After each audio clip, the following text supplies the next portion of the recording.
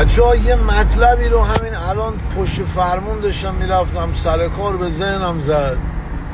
میخوام ببینم نظر شما با من یکیه. مثلا ما خونه ما چالوس خونه پدر قدیر بود، 90 سال پیش ساخت دیگه. مثلا پنجره ها آبی بود، نمیدونم یه جا سبز بود، نمیدونم چه میدونم موزاییکا نقش و نگار داشت، این چیزای گرد بود، یا مثلا فرش قرمز بود که 30 سال رو فرش بودی باز یه طرح جدید روش میدیدی.